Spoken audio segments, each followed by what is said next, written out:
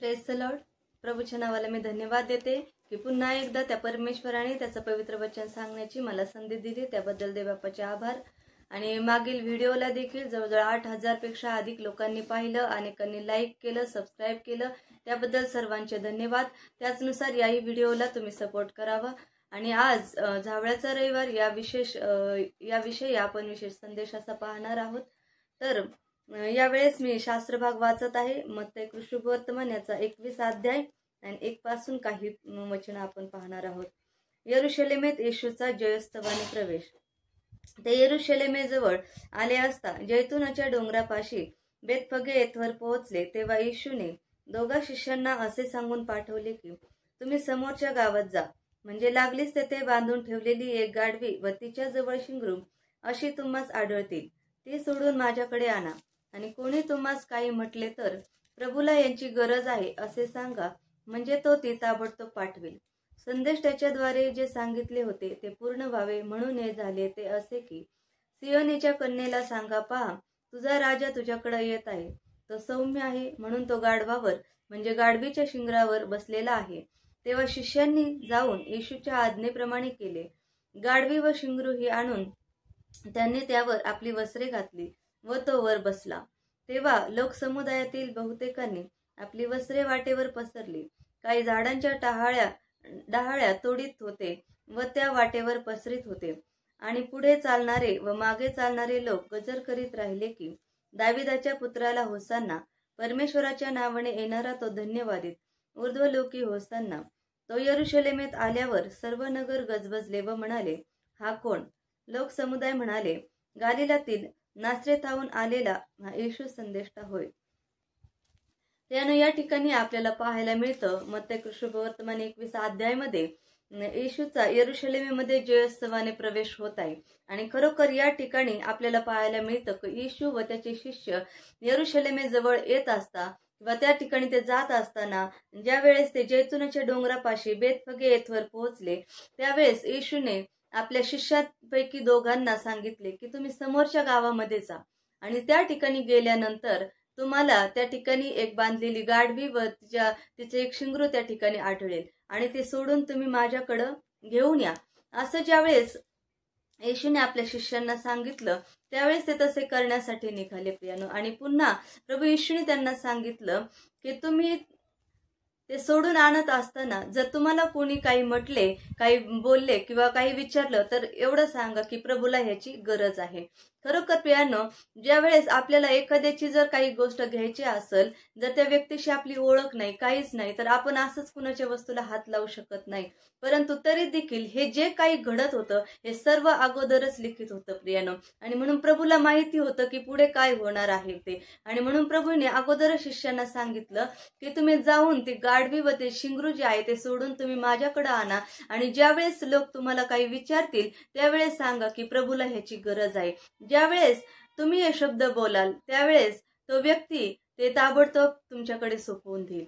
आणि त्याचनुसार घडलेलं आहे. बघा या ठिकाणी आपल्याला पाहावयास मिळतं 3ऱ्या वचनामध्ये, आणि कोणी तुम्हास काही म्हटले तर प्रभूला ह्याची गरज आहे असे सांगा, म्हणजे तो ती ताबडतोब पाठवेल.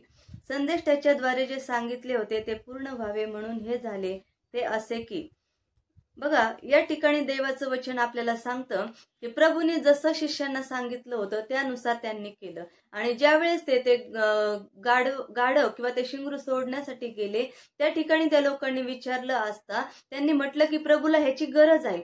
आणि त्यांनी असं म्हटल्यानंतर त्या व्यक्तीने लगेचच ते गाढव त्यांच्या हवाली त्या ठिकाणी केलेलं आहे व ते त्या ठिकाणी त्या गाढवाला घेऊन गेले. आणि नंतर बघा त्या ठिकाणी आपल्याला पाहायला मिळतं की प्रभू येशू ख्रिस्त त्याच्यावर बसून नगरामध्ये प्रवेश करणार होता.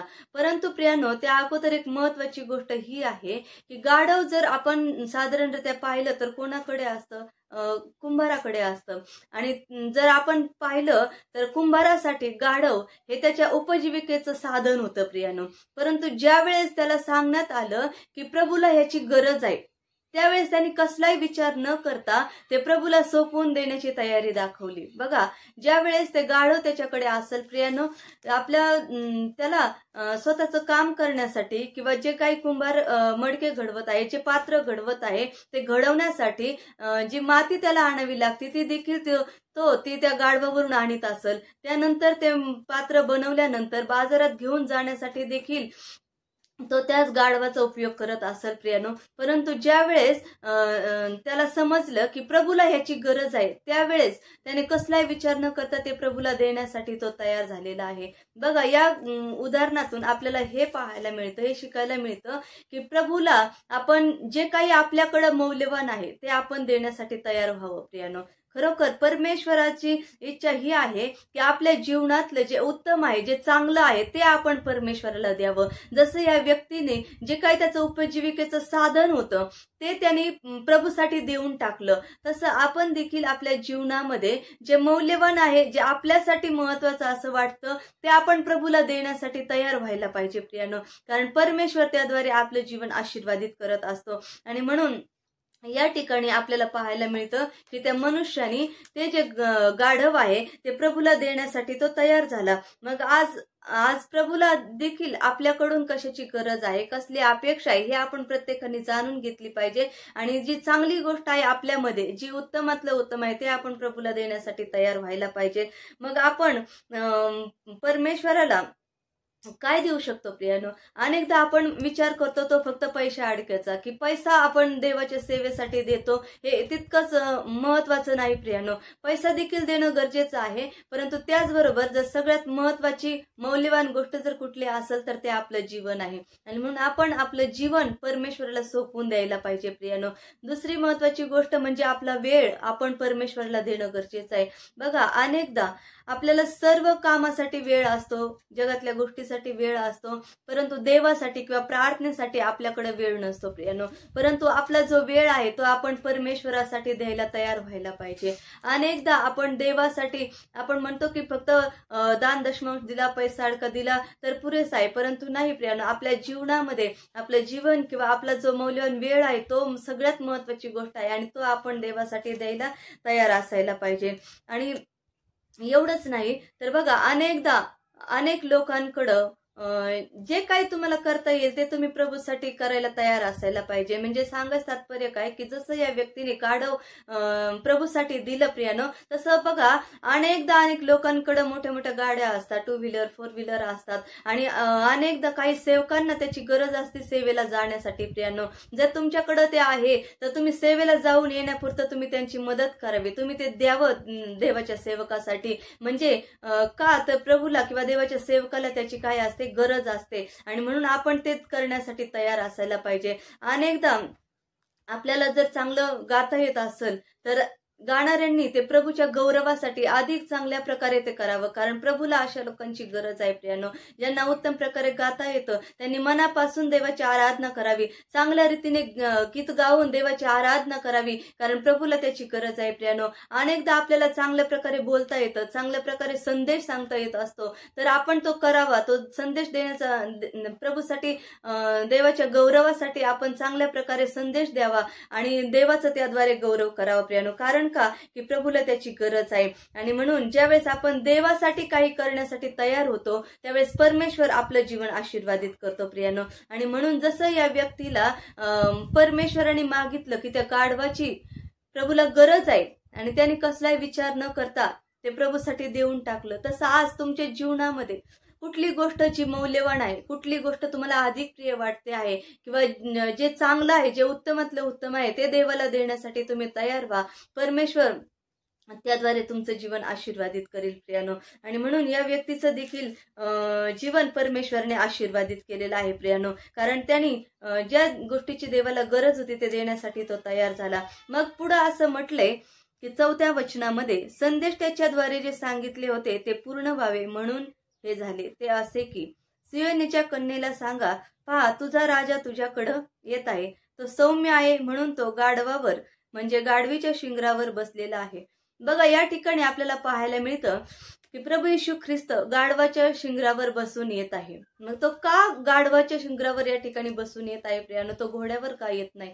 तर या ठिकाणी असं म्हटलेलं आहे की येशूच्या जन्माच्याही अगोदर हजारो वर्षपूर्वी जकर्या संदेष्टाच्याद्वारे भविष्यवाणी करण्यात आली होती की जो राजा आहे तो गाढवीच्या शिंगरावर बसून येणार आहे आणि ते यरुशलेमकरांसाठी एक चिन्ह असं होतं आणि म्हणून तो प्रभू येशू ख्रिस्त गाढवीच्या शिंगरावर त्या ठिकाणी बसून येत आहे।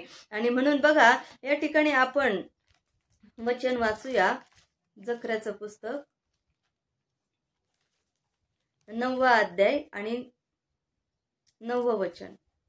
सियोन कन्ये जोराने आनंदाचा गजर कर, यरुशलेम कन्ये गजर कर, पहा तुझा राजा तुझ्याकडे येत आहे, तो न्यायी व यशस्वी आहे, तो लीन आहे, गाढवावर गाढवीच्या पिलावर म्हणजे शिंगरावर बसून तो येत आहे। बघा या ठिकाणी जकर्याच्या पुस्तकामध्ये आपल्याला पाहायला मिळतं की परमेश्वराने या संदेशाच्याद्वारे सांगितलं होतं की जो राजा येणार आहे तो गाढवीच्या शिंगरावर बसून येणार आहे आणि हे चिन्ह त्यांच्यासाठी परमेश्वराने लिहून ठेवलेलं होतं। आणि म्हणून या ठिकाणी सांगितलेलं आहे की पहा तो कसा आहे, तो सौम्य आहे, तो लीन आहे, तो नम्र आहे, तो न्यायी आहे, ज्या वेळेस तो येईल तो न्यायीपणाने राज्य करील। आणि म्हणून त्याच्याविषयी हे अगोदर लिहून ठेवलेलं आहे की तो लीन आहे, तो नम्र आहे, तो न्यायी आहे, तो यशस्वी आहे आणि म्हणून तो गाढवीच्या शिंगरावर तो बसून येणार आहे प्रियानो। आणि ज्या वेळेस प्रभू येशू ख्रिस्ताने त्या गाढवाचा उपयोग केला बसण्यासाठी आणि त्यावेळेस बघा 6व्या वचनामध्ये म्हटले की तेव्हा शिष्यांनी जाऊन येशूच्या आज्ञेप्रमाणे केले, गाढवी व शिंगरू ही आणून त्यांनी त्यावर आपली वस्त्रे घातली व तो त्यावर बसला। प्रभू येशूने सांगितल्यानुसार त्याच्या शिष्यांनी जाऊन गाढवी व त्याचं शिंगरू घेऊन आले आणि त्या शिंगरावर प्रभू येशू ख्रिस्त बसला।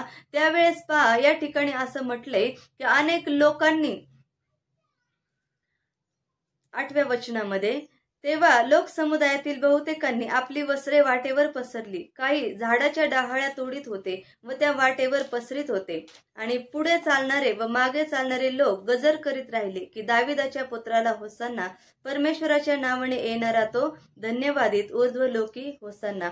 बघा ज्यावेळेस प्रभू येशू ख्रिस्त या गाढवीच्या शिंगरावर बसून त्याने नगरामध्ये प्रवेश केलेला आहे त्यावेळेस लोकांनी ते पाहिलं आणि काही लोकांनी ते समजून घेतलं की जे चिन्ह परमेश्वराने आपल्यासाठी देऊन ठेवलं होतं ते आता घडत आहे, ती भविष्यवाणी पूर्ण होत आहे आणि खरोखर आपला राजा यावेळेस त्या ठिकाणी येत आहे। आणि म्हणून लोकांनी लगेच त्या ठिकाणी धावत जाऊन वाटेवर झाडांच्या डाहाळ्या तोडून ते वाटेवर टाकू लागले, रस्त्यावर टाकू लागले, कित्येकांनी आपले वस्त्र त्या ठिकाणी ते टाकू लागले प्रियानो। बघा आणि अशा प्रकारे ते त्या राजाचं आगत आणि स्वागत करू लागले प्रियानो, अशा प्रकारे त्या राजाला ते आदर देऊ लागले। बघा ज्या वेळेस प्रियानो प्रभू येशू ख्रिस्त येऊ लागलेला आहे त्या गाढवावर बसून तो येत आहे, ज्यावेळेस प्रभू येशू ख्रिस्त त्या गाढवावर बसलेला आहे त्यावेळेस बघा त्या गाढवाला देखील एक चांगल्या प्रकारे सन्मान त्या ठिकाणी मिळत आहे प्रियानो। आणि त्या येशू त्याच्यावर बसल्यामुळे त्याच्या पुढे जे काही पायघडं टाकण्यात आलेले आहे त्याच्यावरून ते गाढव देखील चालत आहे प्रियानो। म्हणून यातून आपल्याला काय शिकायला मिळतं की जर प्रभू येशू ख्रिस्त आपल्या जीवनामध्ये आहे, त्याचा अभिषेक आपल्या जीवनामध्ये आहे, जर देवाच्या वचनानुसार आपण चालत आहोत, त्याची सेवा आपण जर करत आहोत तर निश्चित परमेश्वर आपल्याला मान सन्मान मिळवून देतो प्रियानो। अनेकदा बघा जगाच्या दृष्टीने आपण कोण आहोत, काय आहोत, कसे आहोत याला महत्व नाही, परंतु ज्यावेळेस आपण देवाच्या इच्छेनुसार चालतो ना त्यावेळेस आपण देवाच्या दृष्टीने अतिशय मौल्यवान अशा असतो प्रियानो। कारण देवाचं वचन सांगतं की जगातल्या शहाण्या लोकांना लाजवण्यासाठी त्याने मूर्खाची निवड केली प्रियानो। आणि म्हणून तो परमेश्वर ज्यावेळेस आपल्या जीवनामध्ये येतो ना त्यावेळेस आपल्या जीवनाला एक वेगळी कलाटणी मिळून जाते, आपल्या जीवनाला एक लोक आदराने बघू लागतात आपल्याकडे, आपल्याला मान सन्मान लोक देतात प्रियानो। तो कशामुळे की आपल्यामध्ये कुठला चांगुलपणा आहे किंवा आपल्यामध्ये कुठलं टॅलेंट आहे त्याच्यामुळे नाही, तर केवळ आणि केवळ फक्त प्रभू येशू ख्रिस्त आपल्या जीवनामध्ये आहे आणि त्यामुळे लोक आपल्याला सन्मान देऊ लागतात प्रियानो। आणि म्हणून या ठिकाणी देखील आपल्याला पाहायला मिळतं की प्रभू येशू ख्रिस्त त्या गाढवावर बसल्यामुळे लोकांनी त्या ठिकाणी आपले वस्त्र किंवा झाडांच्या डाहाळ्या किंवा खजुरीच्या झावळ्या ज्या आहेत त्या ठिकाणी टाकल्या आणि ते त्या ठिकाणाहून त्यावरून ते चालू लागले प्रियानो। आणि म्हणून अशा प्रकारे प्रभू येशूच्या आगमनाची त्या ठिकाणी त्या लोकांनी तयारी केली, त्याचा आदर, त्याचा आगत आणि स्वागत ते करू लागले प्रियानो. आणि पुढे जर 9व्या वचनामध्ये आपण पाहिलं तर असं म्हटलंय की आणि पुढे चालणारे व मागे चालणारे लोक गजर करीत राहिले की दाविदाच्या पुत्राला होसान्ना, परमेश्वराच्या नावाने येणारा तो धन्यवादित. बघा, गजर किंवा जय घोष किंवा जय जयकार कोणाचा केला जातो तर राजाचा केला जातो प्रियानो. ज्यावेळेस राजा येतो त्यावेळेस लोक जयघोष करतात, त्यावेळेस लोक गजर करतात आणि ज्यावेळेस राजा येतो त्यावेळेस लोक त्याचा जय जयकार करू लागतात. आणि म्हणूनच या ठिकाणी आपल्याला पाहायला मिळतं की प्रभू येशू ख्रिस्त तर राजांचा राजा आहे, तो प्रभूंचा प्रभू आहे. आणि निश्चितच प्रियानो, बघा आपल्याला माहिती आहे की दाविदाला परमेश्वराने अभिवचन दिलं होतं की मी इस्रायलच्या गादीवर तुझा वंश जो आहे तो निरंतर स्थापिन. आणि खरोखर दाविदाच्या वंशातूनच ख्रिस्त येणार होता हे त्या लोकांना माहिती होतं. दाविदाच्या वंशातूनच तो राजा येणार आहे हे त्या लोकांना माहिती होतं आणि त्याची ते वाट पाहत होते. आणि म्हणून ज्यावेळेस त्यांना हे चिन्ह दिसलं की तो गाढवीच्या शिंगरावर तो बसून येत आहे, त्यांनी ओळखलं की हाच तो राजा आहे आणि ज्याची आपण वाट पाहत आहोत. आणि म्हणून त्यावेळेस त्यांनी ते पाहिलं आणि ते त्या राजाचा जय जयकार करू लागले, तो त्याचा जयघोष करू लागले, त्याच्या नावाचा अगदी जयघोष करायला लागले प्रियानो. आणि म्हणून त्या प्रभू येशूला त्यांनी त्या ठिकाणी आदर सन्मान दिला, त्याचं स्तुती स्तवन ते करायला लागले, कारण तो राजांचा राजा आहे, तो प्रभूंचा प्रभू आहे. आणि म्हणून लोक जे वाट पाहत होते ती भविष्यवाणी या ठिकाणी पूर्ण होत आहे प्रियानो. आणि ती पूर्ण झालेली आपल्याला पाहायला मिळत आहे. आणि म्हणून या ठिकाणी लोक म्हणत आहेत की दाविदाच्या पुत्राला होसान्ना, कारण दाविदाच्या वंशातून तो येणार होता हे सर्वांना माहिती होतं आणि त्याची ते वाट पाहत होते. आणि म्हणून या ठिकाणी ते म्हणत आहेत की दाविदाच्या पुत्राला होसान्ना. बघा, या ठिकाणी आणखी एक गोष्ट आपल्याला पाहायला मिळते की कदाचित त्यांना वाटत असेल की दाविदाने जसे युद्ध करून राज्य जिंकली त्याचनुसार याचं राज्य असेल. आणि त्यांना वाटलं की आता हा राजा आलेला आहे आणि तो आपलं राज्य स्थापित करील आणि खरोखर आपल्याला या सर्व गोष्टीतून तो सोडविल. आणि खरोखर प्रियानो, या ठिकाणी आपल्याला पाहायला मिळतं की तो तर आलेला आहे, परंतु त्याचं राज्य कुठं आहे? त्याचं राज्य हे जगिक गोष्टीमध्ये किंवा आपल्या डोळ्याला दिसणार असं नाही, तर त्याचं राज्य आपल्या अंतःकरणावरून करणार होता प्रियानो. खरोखर कारण तो युद्ध करणार नव्हता, कारण तो शांतीचा राजकुमार आहे प्रियानो. तो शांतीप्रिय आहे, तो न्यायी आहे, तो यशस्वी आहे, तो लीन आहे, तो नम्र आहे. तो युद्ध करण्यासाठी नाही आला प्रियानो, तर आपल्या अंतःकरणावर राज्य करण्यासाठी तो आलेला आहे. आणि म्हणून या ठिकाणी प्रभू येशू ख्रिस्त आल्यानंतर लोक त्याचा जय जयकार करू लागले आणि त्यांना असं वाटलं की जे चिन्ह परमेश्वराने आपल्याला दिलं होतं ते आता पूर्ण होत आहे किंवा जी भविष्यवाणी केली गेली होती ती या ठिकाणी पूर्ण होत आहे. आणि म्हणून ते लोक जे आहेत ते येशूच्या नावाचा जय जयकार करू लागले, त्याचा जयघोष करू लागले प्रियानो. बघा, प्रभू येशू ख्रिस्त गाढवावर बसून आला. जर आपण जुन्या करारामध्ये वाचलं तर अनेक सेवक संदेष्टांनी देखील जाण्या येण्यासाठी गाढवाचा अनेक ठिकाणी उपयोग करून घेतलेला आहे प्रियानो. आणि म्हणून बघा, आपल्याला त्या ठिकाणी पाहायला मिळतं की गाढवाचा जरी प्रभूने उपयोग केला ना प्रियानो, गाढव हे अतिशय प्रामाणिक असा प्राणी आहे प्रियानो. गाढवच काय, अनेक जेही काही बैल असो, गाढव असो किंवा इतर कुठलाही पाळीव प्राणी असो, ज्यावेळेस आपण त्याला पाळतो प्रियानो, तो मालकाशी प्रामाणिकच राहतो. आणि म्हणून त्याच्यामध्ये एक महत्वाचा गुण आहे की तो प्रामाणिक असा प्राणी आहे प्रियानो. कारण यशायाच्या पुस्तकामध्ये 1 अध्याय 3 वचनामध्ये आपल्याला पाहायला मिळतं की बैल आपल्या धन्याला ओळखतो आणि गाढव आपल्या मालकाचं ठाण ओळखतो. बघा, गाढव किती दिवसभर सगळीकडे फिरत राहिलं तरी ते संध्याकाळी कुठे येतं? आपल्या मालकाच्याच ते घरी येतं प्रियानो. आणि म्हणून गाढव हा अतिशय प्रामाणिक असा प्राणी आहे प्रियानो. गाढव हे ओझे वाहून नेण्याचं काम करतो. आणि म्हणून येशूने देखील गाढवाचा उपयोग केला, अनेक सेवक संदेष्टांनी देखील गाढवाचा उपयोग केलेला आहे. जसं आपल्याला पाहायला मिळतं की शमूएल देखील गाढवावर बसून यायचा प्रियानो.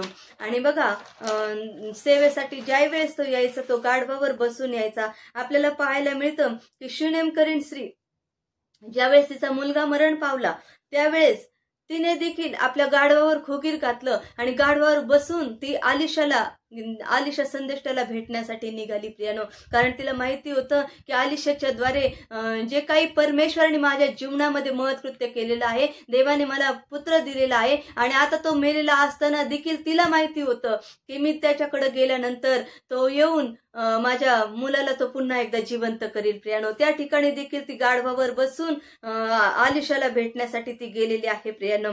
अनेक गाढवाचे रेफरन्स आपल्याला जुन्या करारामध्ये देखील पाहायला मिळतात प्रियानो. बघा, शौल देखील आपल्या बापाची गाढव शोधत असताना परमेश्वराने त्याची निवड केली आणि गाढव शोधत असणाऱ्या व्यक्तीला परमेश्वराने राजा केलेला आहे प्रियानो. जर आपल्याला पाहायला आपण आणखी जर पाहिलं तर बलामाची गाढवी आहे प्रियानो. तो तर अतिशय सुंदर असा शास्त्रभाग त्या ठिकाणी आहे प्रियानो, की बघा बलामाची गाढवी आपण वाचूयात. गणनाचं पुस्तक याचा 22वा अध्याय.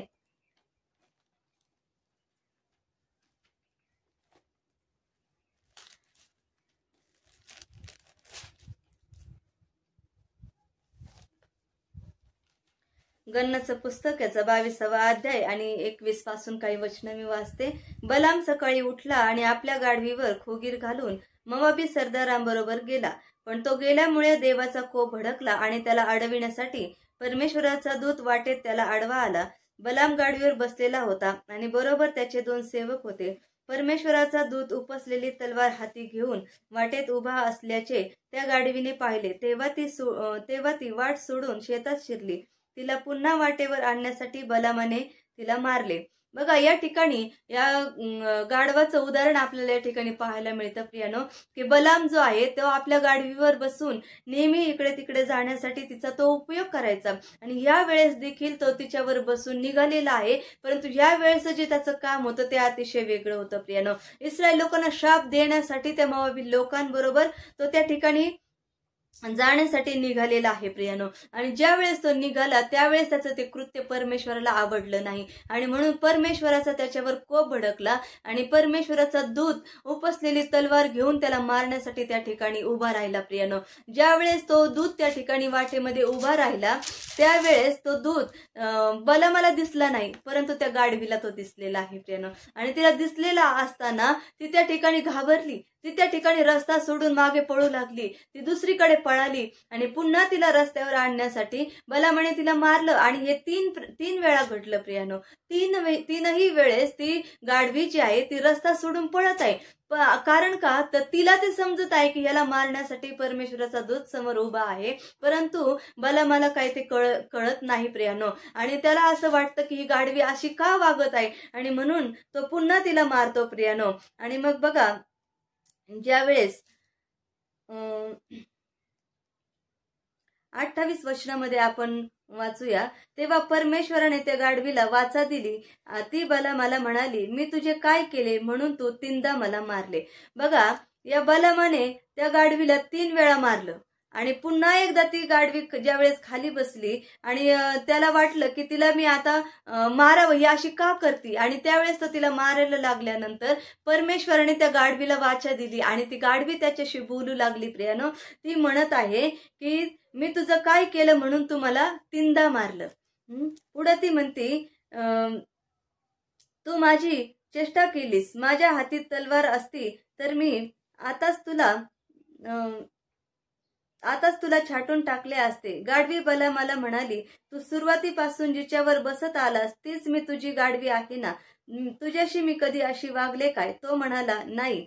ज्यावेळेस बघा बलाम तिला मारू लागला त्यावेळेस ती गाढवी त्याच्याशी बोलत आहे व ती म्हणत आहे की तू पहिल्यापासून जिच्यावर बसत आला तीच मी तुझी गाढवी नाही काय? मी याच्या अगोदर कधी तुझ्याशी असं वागले काय? आणि मग ज्यावेळेस ती असं बोलते त्यावेळेस तो नाही म्हणतो. आणि मग त्यावेळेस बघा परमेश्वराने बलामाचे डोळे उघडले आणि उघडल्यानंतर त्याला समोर तलवार उपसलेली हातात असा देवदूत त्याला दिसला प्रियानो.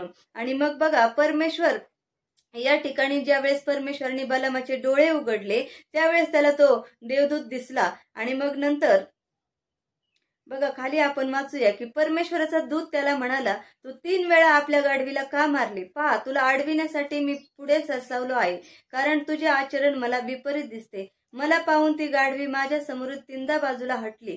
ती बाजूला हटली नसती तर खात्रीने आताच मी तुला मारून टाकले असते व तिला जिवंत ठेवले असते. म्हणजे बघा, परमेश्वराचा दूत स्पष्टरित्या बलामाशी या ठिकाणी बोलत आहे का जर ती गाढवी त्या ठिकाणी बाजूला हटली नसती तर मी तुला आताच मारून टाकले असते. बघा प्रियानो, या गाढवीमुळे त्या बलामाचे प्राण वाचलेले आहेत. म्हणजे परमेश्वराने तिला शहाणपण दिलं. परमेश्वराने तिला त्या ठिकाणी दाखवलं की समोर जो दूत उभा आहे तो बलामाला मारण्यासाठी उभा आहे. जर त्या ठिकाणी ती गाढवी मागे हटली नसती तर त्या ठिकाणी त्या दूताने त्या बलामाला त्या ठिकाणी मारलं असतं प्रियाने. आणि म्हणून या ठिकाणी या गाढवीच्या मुळे त्या बलामाचे त्या ठिकाणी प्राण वाचले गेलेले आहेत. म्हणून यातून सांगायचं तात्पर्य आहे की जे काही प्राणी आपण पाळतो प्रियानो, ते अतिशय आपल्या मालकाशी प्रामाणिकपणे वागत असतात आणि प्रामाणिकपणे आपल्या मालकाशी ते राहत असतात प्रियानो. आणि म्हणून त्याचनुसार ही गाढवी देखील आपल्या धन्याशी प्रामाणिकपणे राहिली आणि तिने त्याचे प्राण त्या ठिकाणी वाचवलेले आहेत. आणि म्हणून या ठिकाणी आपल्याला पाहायला मिळतं की आणखी अनेक रेफरन्स त्या ठिकाणी आपल्याला गाढवाबद्दल पाहायला मिळतात. म्हणून या ठिकाणी सर्वात महत्वाची गोष्ट म्हणजे आपण येशूबद्दल पाहत आहोत की प्रभू येशूने देखील या गाढवाचा त्या ठिकाणी उपयोग केलेला आहे बसण्यासाठी प्रियानो. आणि म्हणून बघा, या ठिकाणी 9व्या वचन आपण पाहत आहोत आणि त्या ठिकाणी पाहायला मिळतं की आणि पुढे चालणारे व मागे चालणारे लोक गजर करत राहिले की दाविदाच्या पुत्राला होसान्ना, परमेश्वराच्या नावाने येणारा तो धन्यवादित, ऊर्ध्वलोकी होसान्ना. आणि ज्यावेळेस या सर्व गोष्टी घडत होत्या, प्रभू येशूचा त्या नगरामधून प्रवेश होत होता, त्यावेळेस सर्व लोकांनी ओळखलं होतं आणि त्या ठिकाणी काय सर्व लोक त्याचा नावाचा जय जयकार करू लागले, त्याचा जयघोष करू लागले, कारण त्यांना दिलेली भविष्यवाणी या ठिकाणी पूर्ण होत होती प्रियानो. आणि प्रभू येशू ख्रिस्ताचा त्या ठिकाणी प्रवेश होत होता. आणि म्हणून या ठिकाणी आपल्याला पाहायला मिळतं की 10व्या वचनामध्ये म्हटले की तो यरूशलेमेत आल्यावर सर्व नगर गजबजले व म्हणाले, हा कोण आहे? ज्यावेळेस तो नगरामध्ये आला त्या ठिकाणी असं म्हटलं की सर्व नगर गजबजून गेले, सर्व लोक त्याला पाहण्यासाठी एकवटले. त्या ठिकाणी लोक आनंदाने त्याच्या नावाचा गजर करायला लागले आणि काही लोक त्याला पाहण्यासाठी आले आणि काही लोक त्या ठिकाणी अडखळले आहेत प्रियानो.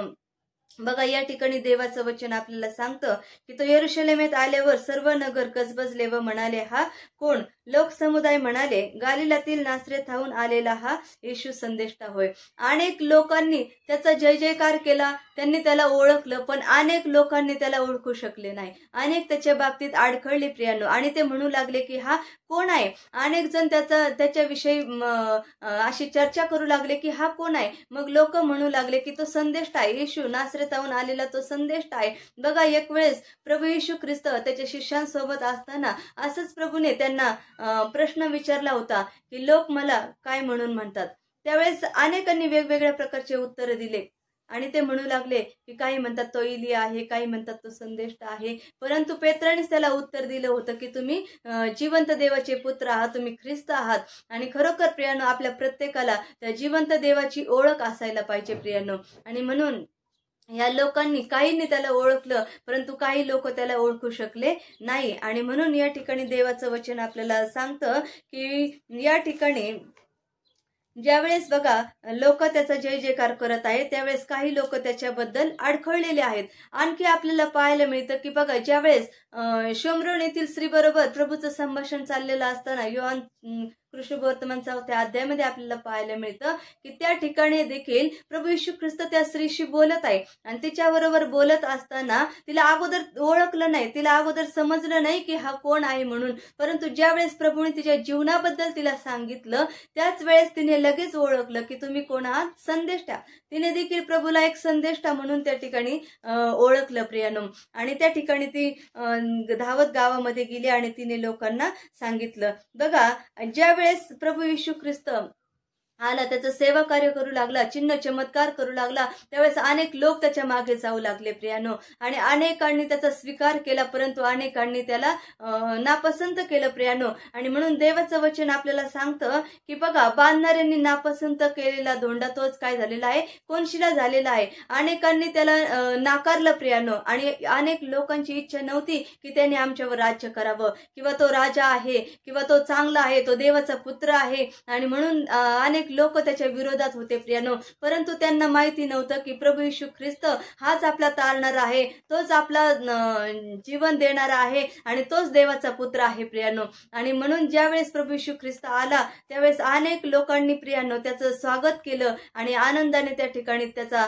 जयघोष करू लागले किंवा गजर करू लागले. आपल्या देखील जीवनामध्ये आपण देवासाठी मनापासून त्याची स्तुती आराधना करणारा असायला पाहिजे, त्याच्या नावाचा जयघोष करणारा असायला पाहिजे. किंवा कारण ज्यावेळेस आपण देवाच्या नावाचा जयघोष करतो त्यावेळेस आपले सर्व बंधनं तुटले जातात प्रियानो आणि आपल्या जीवनामध्ये आशीर्वाद येतात. आणि म्हणून या ठिकाणी आपल्याला पाहायला मिळतं की तो यरूशलेमेत आल्यानंतर सर्व नगर काय झाले, गजबजले व लोक म्हणायला लागले हा कोण आहे. आणि अनेक लोक त्या ठिकाणी वरच्या 9व्या वचनात जर पाहिलं तर म्हणायला लागले की दाविदाच्या पुत्राला होसाना, परमेश्वराच्या नावाने येणारा तो धन्यवादित असो. या प्रकारे लोक घोषणा देऊ लागले, कारण जे काही त्याच्याबद्दल भविष्य लिहून ठेवलेलं होतं ते पूर्ण होत होतं आणि ती भविष्यवाणी पूर्ण झाली प्रियानो. आणि अशा प्रकारे प्रभू येशू ख्रिस्ताचा यरूशलेमेमध्ये प्रवेश झाला. लोकांनी त्याचं आदर केला, लोकांनी त्याचं आगत स्वागत केलं. तसं आपल्या देखील जीवनामध्ये प्रियानो आपण परमेश्वरला प्रथम स्थान देणारा असायला पाहिजे. आपल्या जीवनामध्ये येशूला प्रथम स्थान आपण द्यावं, जेणेकरून परमेश्वर आपलं जीवन आशीर्वादित करेल. आणि जे काही आपल्या जीवनामध्ये मौल्यवान आहे ते आपण परमेश्वरला देण्यासाठी तयार व्हावं, म्हणजे परमेश्वर आपलं जीवन आशीर्वादित करेल. प्रभू येशू या वचनातून तुम्हाला आशीर्वाद देऊ.